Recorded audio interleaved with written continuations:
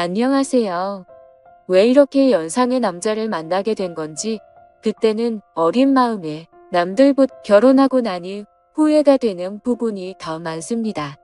그나마 연애할 때는 남편도 한참 때라서 괜찮았는데 결혼 후부터는 영 아니었어요. 더군다나 결혼하면서 남편의 권유로 저는 회사까지 그만두게 되면서 솔직히 집안일을 하고 나면 딱히 할 게 없어서 체력적으로 힘이 남아 돌았는데 영업맨인 남편은 퇴근하고 나면 많이 힘들어했어요. 그리고 퇴근 후에는 술 약속이 뭐가 그리 많은지 허구한 날 술에 떡이 돼서 일어나지 않는 남편을 보고 있으면 날이 가면 갈수록 불만은 더해졌습니다. 그나마 자녀 계획 때문에 결혼 2년차까지는 남편과 저는 애를 많이 썼습니다. 하지만 아무 소식도 없어서 찾아간 병원에서 남편이 씨 없는 수박이라는 걸 알게 되어버렸고 그날 이후로는 그나마 주기적으로 하던 노력도 없어지고 말았죠. 남편은 아무런 생각이 없는 건지 제가 먼저 어떻게 해보려고 하며 가족끼리는 그런 거 하는 거 아니라면서 은근슬쩍 방으로 들어가고는 하더라고요. 아이도 못 가지는 상황까지 되고 나서 생각이 많아졌습니다. 정말 이럴 거면 회사는 왜 그만뒀는지, 그리고 이렇게 나이 많고 체력도 좋지 않은 남자랑은 왜 결혼을 한 건지 후회가 되었어요. 사실 저는 회사 일을 정말 좋아했거든요. 결혼 전부터 남편이 결혼하고 나서는 여자는 집안 살림하면서 애를 키워야 한다는 말에 가스라이팅을 당해서 저도 모르게 회사를 그만두기는 했지만 저는 나름 제가 다니던 회사에 애착도 많이 있었습니다. 중소기업이긴 했지만 회사에서 남직원들보다 훨씬 더 일을 척척 잘 해내는 제 모습이 너무 좋았고 여자라고 승진을 시켜주지는 않았지만 제게 기대를 걸어주는 사람들이 많았거든요. 심지어 부장님이나 부사장님까지도 저를 좋게 봐주셔서 저한테 이런저런 남자들을 소개를 시켜주거나 그런 일도 종종 있고는 했어요. 당시에는 남편과 연애를 하고 있었음에도 저는 그런 소개 자리를 거절하지는 않았습니다. 더욱더 안타까운 건 남편보다 조건이 좋은 남자들도 많았지만 그 당시에는 남편보다 저를 만족시켜주는 사람은 없었거든요. 그랬던 남자가 지금에 와서는 왜 저 모양 저 꼴이 된 건지 정말 밤마다 짜증이 납니다. 이혼 사유가 될 수 있다는 말이 거짓말이거나 지어낸 건지 알았는데 그게 아닌 것 같아요. 진짜 미리 알 수만 있었더라면 현재의 남편을 고르지 않고 다른 사람을 고르고 싶다는 생각뿐입니다. 그래도 남편은 저한테 상냥했어요. 8살 연하의 와이프라 그런지 저를 공주대하듯 대해줬고 자기 때문에 직장까지 그만둔 저에게 무심양면으로 지원을 해줬습니다. 딱 부부끼리에 그거 하나 빼고 다 잘해줬어요. 솔직히 이렇게 친절하거나 그러지라도 않았다면 아마 진작에 이혼을 했을 수도 있었겠네요. 말씀드렸다시피 저는 일 처리도 정확하고 배우는 것도 빠른 사람이었어요. 어차피 저는 전업주부로 평생을 살아야 할 팔자가 되어버렸는데 집에서만 있는 건 제게 정말 고역이었습니다. 계획적이고 손도 빠른 편이라서 집안일이 아무리 많아도 점심때가 되기도 전에 웬만한 건 다 끝내서 딱히 집에서 할 게 없었고 무료했어요. 그 시간을 활용해서 저를 위해 쓰면 더 좋은 삶을 살 수 있겠다고 스스로를 위안하면서 밀렸던 독서도 해보고 싶은 공부도 해봤지만 밀려오는 부족함은 채워지지가 않았어요. 우울증까지는 아니었지만 집에 돌아온 남편에게 투정도 많이 했지만 남편은 항상 피곤하다 내일도 운전하면서 하루 종일 돌아다녀야 하기 때문에 체력을 비축해야 한다 하는 말도 안 되는 변명을 하면서 빠져나가기 바빴습니다. 그래서 저는 그때 당시에 집에 있으면서 살이 엄청 많이 찌게 되었습니다. 결혼 전에는 남편도 첫눈에 반하게 만들고 여기저기 직장 동료들한테 소개팅도 받아서 다니고 하면서 나름 남자 여럿 올리던 미모가 있었는데 집에만 있고 외출을 하지 않으니 화장도 안 하게 되고 살이 많이 찌게 되면서 결혼하기 전에 입던 옷들은 사이즈가 맞지 않아 입지도 못하게 되고 점점 제가 매력이 없어지는 것 같았습니다. 그리고 제가 살이 많이 찌게 된 이후로는 자격지심 때문인지 모르겠는데 남편도 저를 더 피한다고 생각을 했어요. 자존감이 낮아질 대로 낮아져 있던 그때 재활용을 하는 날 분리수거를 하다가 아파트 단지에서 이웃을 한 명 만나게 됩니다. 처음 보는 여자였는데 나이는 저보다 어려 보였어요. 아주 오시며 신발도 잔뜩 비싼 브랜드로 급해서 나와가지고는 재활용 분리수거를 하고 있는 거 아니겠어요? 사실 처음에는 속으로 욕을 했어요. 어지간히 돈 자랑을 하고 싶나 보다 싶었거든요. 이 시간에 분리수거를 하러 나온 걸 보니 저처럼 전업주부인 것 같은데 집에만 있으면서 저렇게 차려입고 다닐 필요가 있나 싶었거든요. 저랑 거의 똑같은 타이밍에 나왔는데도 불구하고 경비 아저씨가 저는 본체만 채도 안 하고 그 여자만 도와주는 것도 굉장히 기분이 나빴습니다. 아마 낮아진 제 자존감 때문이겠지요. 그런데 그때쯤부터 느낀 건데 분리수거를 하는 날마다 저랑 같은 시간에 나오는 것 아니겠어요? 그런데 나올 때마다 입고 있는 옷이며 신발이면 매번 다른 걸 입고 나오는 겁니다. 아무튼 그때부터 저는 그 여자와 안면을 트게 되었고 그냥 인사 정도만 나누는 사이가 되었어요. 하루는 집 근처에 있는 마트에서 장을 보고 나오는 길이었습니다. 장바구니가 3개가 꽉 찰 정도로 장을 많이 본 날이었어요. 하나는 어깨에 들쳐 업고 양손 하나씩 무거운 장바구니를 들고 집으로 돌아가려는데 누가 차 경적을 울리더라고요. 그래서 길을 비켜줬는데도 계속 빵빵거리길래 뒤돌아보니 그 여자가 딱 보기에도 비싸 보이는 외제차를 끌고 창문을 내린 뒤에 저를 부르는 겁니다. 집에 가는 길이냐고 물어보면서 자기도 집에 가고 있으니 태워주겠다고요. 솔직히 조금 자존심이 상했습니다. 차 안에 탔는데 그 여자와 제가 비교가 많이 되었거든요. 그러니까 번쩍한 외제차에 그 외제차만큼 고급져 보이는 명품들 풀메이크업을 하고 머리까지 윤기가 철철 흐르더군요. 그에 비해 저는 그냥 누가 봐도 동네 아줌마 같아 보이는 평범한 복장의 슬리퍼를 신고 있었고 머리는 그냥 관리하기 편하게 적당히 촌스러운 파마를 하고 있었으니 말이죠. 괜히 차를 얻어 탔나 싶었습니다. 그리고 저는 제가 솔직히 그 여자가 그렇게 자기의 재력과 아름다움을 뽐내면서 자존감을 채우는데 이용된 희생양이라고 생각했어요. 정말 짧은 시간이었는데 오만 가지 생각이 다 들더라고요. 나도 저렇게 예쁘고 꾸미고 있었더라면 남편이 나를 피하게 되지 않지 않았을까 하는 생각도 들고 눈물이 막 나기 시작해서 그 자리에서 울어버리고 말았습니다. 제가 막 우니까 그 여자도 당황을 하더군요. 왜 우냐고 하면서 저를 달래줬어요. 허세와 허용이 가득하고 자기의 만족을 위해 남을 절망시키는 아주 나쁜 여자라고 생각했는데 제가 엄청 오해를 했습니다. 그 여자는 저를 진심으로 위로를 해줬어요. 그러면서 하는 말이 분리수거할 때 몇 번 마주치면서 언니하고 친해지고 싶었다고 하더라고요. 아파트 단지에 닭이랑 잘 맞을 것 같은 여자가 한 명도 없는데 딱 언니만큼은 처음 느낌부터 뭐가 파파벅하고 왔다고 하면서 말입니다. 그래서 제가 당신같이 젊고 예쁘고 능력 있어 보이는 아가씨가 나랑 친해져서는 어디에 쓰겠냐고 거짓말하지 말라고 했습니다. 그랬더니 그녀가 하는 말이 언니가 꾸미지를 않아서 그렇지 자기가 봤을 때는 언니가 자기보다 훨씬 예쁠 거라고 하면서 저를 추켜 세워 주더군요. 그 여자가 하는 말이 100% 진심이라고 생각하지는 않았지만 또 위로를 받고 나니 기분이 썩 나쁘지가 않았네요. 그때부터 이 여자하고는 친하게 지냈습니다. 이 여자도 제가 예상한 대로 전업주부의 삶을 살고 있었고 매일같이 집에서만 보내는 게 무료한데 자기 남편이 워낙에 의심이 많아서 자기가 혼자 다니는 걸 원하지 않아 했다고 하네요. 그래서 그 여자는 그 여자 나름대로 같은 아파트에 사는 이웃 중에 자기와 잘 맞을 것 같은 사람을 찾아다녔던 겁니다. 그리고 그 여자는 저를 발견한 거고요.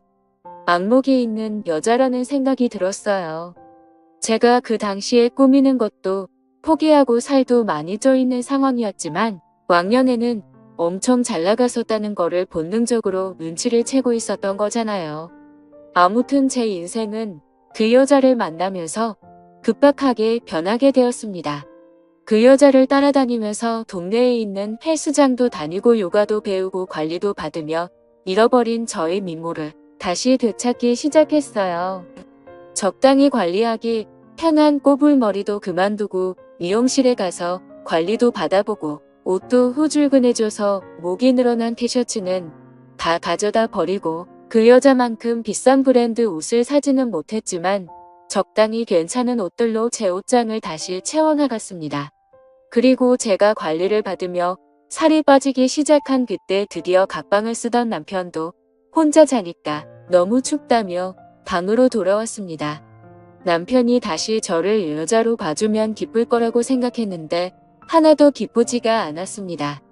느릿느릿한 거북이인 저와 결승점까지 전력 질주를 하는 토끼 같은 남편이었거든요. 동화 속 토끼는 결승점에 다다르기 전에 잠깐 쉬었다라도 가지. 결승점까지 혼자 전력 질주를 해버리니 느릿느릿한 거북이는 결승점까지 한참 남았는데도 그 차이가 너무 커져버리니 혼자 꾸역꾸역 끝까지 가는 것보다 그냥 경기를 포기하게 되더라고요. 그날 이후로 제 옆으로 돌아오려는 남편이 정말 꼴보기가 싫었어요. 그래서 코를 고는 소리가 너무 시끄러워서 잠을 못 자겠다고 다시 혼자 쓰던 방으로 돌려보내버렸습니다.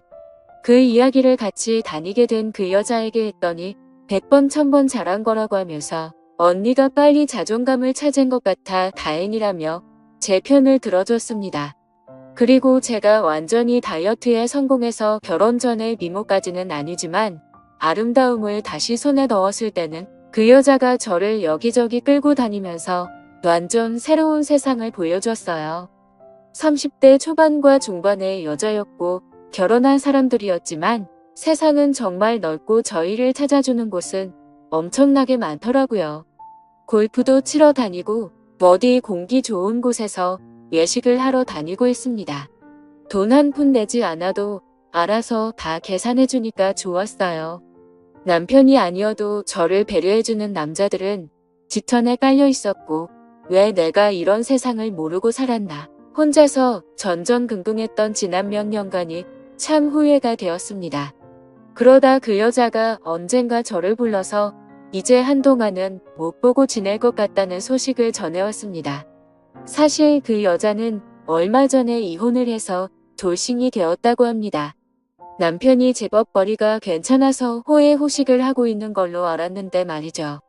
그래서 그녀에게 앞으로 어떻게 할 거냐고 물어봤어요.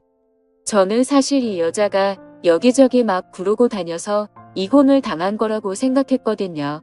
그런데 그게 아니었습니다. 그녀가 남편을 차버린 거였어요. 어떻게 할 거냐 하는 건 쓸데없는 걱정이었던 거죠.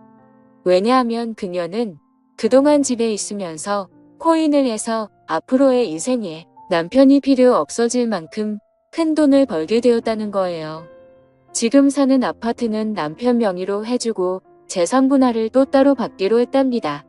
저랑 떨어지게 된 건 아쉽지만 자기도 좀 더 놀기 좋아하는 사람들 많고 할 거 많고 놀기 편한 동네로 이사를 갈 계획이라고 하는 겁니다. 막상 저를 여기저기 데리고 다니던 그녀와 더 이상 같이 놀지 못하게 된다니 많이 아쉬웠습니다. 이제 막 저는 다시 제 인생을 찾은 느낌이었는데 다시 또 혼자가 돼버린다는 느낌이 들었어요. 그 여자가 없으면 차도 없고 운전도 할 줄 모르는 제가 어떻게 어디를 놀러 다니겠나 싶었습니다. 그렇다고 그녀가 집도 남편한테 넘기고 이사를 가는데 저 하나 때문에 그걸 포기하진 않겠다 생각했죠. 그렇게 그녀는 제 인생을 송두리째 바꿔버리고는 새로운 삶을 찾아 떠나버리고 말았어요. 남편이 출근해 있는 주중에는 정말 매일같이 놀러 다녔는데 너무나도 아쉬웠습니다. 그리고 그렇게 같이 놀러 다닐 사람이 없으니 저도 기껏 관리받으러 다니던 운동도 손을 놓게 되고 그렇게 다시 살이 찌기 시작한 거예요. 그러다 이렇게 되면 안 되겠다는 생각이 들었습니다. 그리고 그 여자처럼 자주적으로 살고 싶어졌어요.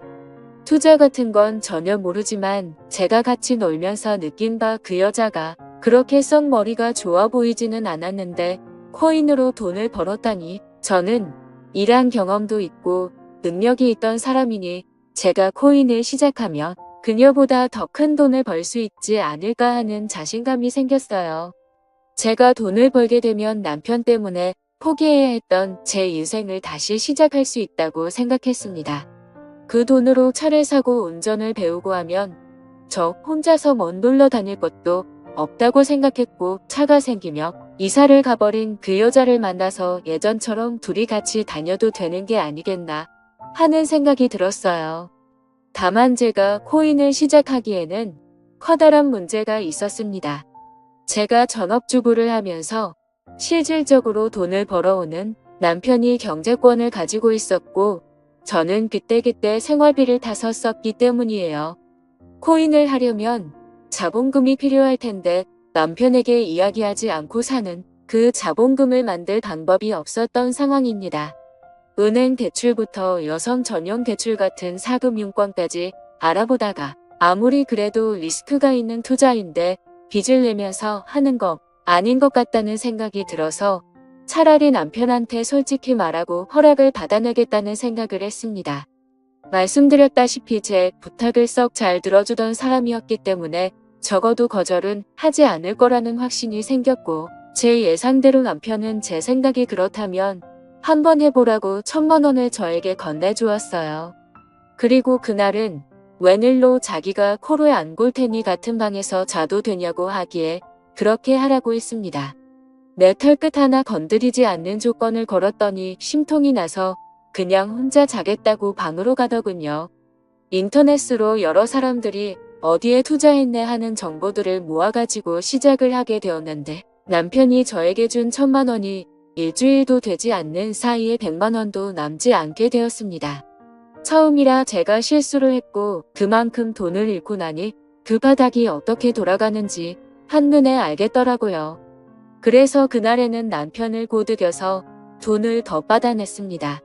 저도 코인으로 떼돈을 벌어서 그 여자처럼 자주적인 삶을 살아갈 거라고 생각했거든요. 그런데 다음날 남편이 퇴근을 했는데 혼자 오지 않았습니다. 회사에서 알던 동생이라고 하면서 후배를 소개시켜 주더군요. 남편이 하는 말이 이 후배가 코인으로 대박을 내가지고 회사를 그만둔 사람이라고 합니다. 원래는 지금도 돈 굴리느라 바빠서 오지도 못할 사람인데 남편이 저를 위해서 특별히 부탁을 해서 데려왔다고 하더라고요. 어떻게 투자를 하고 치고 빠지는지 저에게 가르침을 주려고 말이죠. 제가 그런 거 필요 없다고 나 혼자서도 알아서 잘할 수 있다고 했더니 남편은 그래도 일주일 전에 준 1,000만 원을 다 날려먹지 않았냐고 하면서 아픈 곳을 찌르더라고요. 앞으로 벌 돈이 얼마인데 그 정도는 내 경험비로 들어갔다 치면 되는 거 아니냐고 했더니 그 후배라는 사람이 그렇게 이쪽 일을 쉽게 받다가 거지가 되는 거 순식간이라고 하면서 자기도 확신이 있는 게 아니기 때문에 투자 종목을 알려줄 수는 없지만 그래도 도움은 될 테니 한번 자기 이야기를 들어나 보라는 거예요. 내가 알아서 한다는데 왜 자꾸 그러냐면서 성질을 부리니 그러면 남편이 데려온 후배가 하는 말이 그러면 어떤 방식으로 제가 투자를 하고 있는지 자기가 지켜만 보겠다며 1시간 동안 제가 하고 싶은 대로 돈을 굴려보랍니다. 그래서 제가 1시간 동안 20% 이상의 수익을 내면 자기 도움 없이도 잘할 수 있는 사람이라고 생각하고 감너라 배너라 하지 않겠다고 그냥 돌아가겠다고 하는 겁니다. 그래프를 분 단위로 쪼개서 분석을 하며 저도 제 나름대로 이것저것을 분산해 가면서 투자를 했어요. 20분도 안 돼서 제가 투자한 것들이 올라가기 시작했습니다. 20%가 아니라 40%에 가까운 수익률을 내기 시작했습니다. 제가 이렇게 잘하는데 남의 도움이 뭐가 필요하겠냐고 돈 버는 거 보이지 않냐고 하고 그 사람한테 이만 돌아가라고 했어요. 그랬더니 1시간 동안 지켜본다고 하지 않았느냐고 하면서 약속한 시간만큼은 보고 가겠다 하는 거예요. 그러고는 하는 말이 자기였으면 그만 돈을 빼겠다고 하는 겁니다. 돈을 잘 벌었다더니 번 사람 맞냐고, 물 들어올 땐 노를 저어야 하지 않겠냐고. 저는 순식간에 불어난 돈으로 다시 또 다른 곳에 투자를 하며 치고 빠지기를 시작했어요. 오르락 내리락 했지만 처음에는 나름 수익률을 내고 있는 것 같았습니다.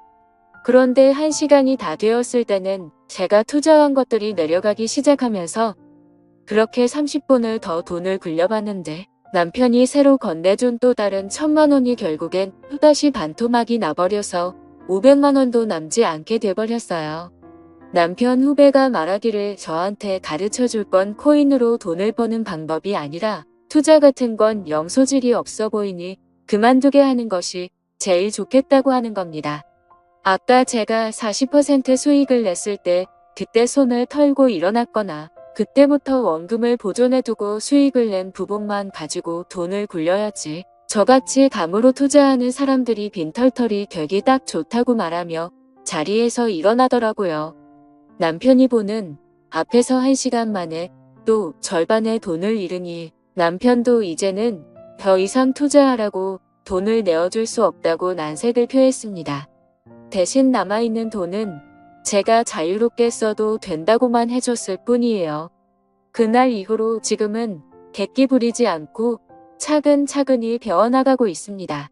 사실 남편 모르게 그날 데리고 온 남편의 후배가 운영하고 있는 투자 사무실로 출근을 하고 있어요.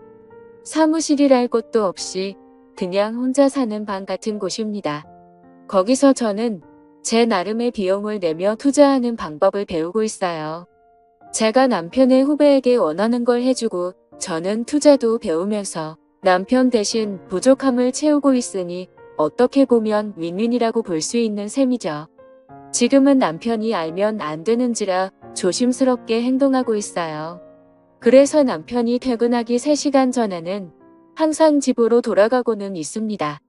하지만 이것도 제가 큰 돈을 벌고 난다면 남편도 저를 이해해주지 않을까 생각해요. 또 찾아주셔서 감사합니다. 사연을 읽고 재밌으셨다면 좋아요, 구독, 댓글 부탁드립니다. 감사합니다.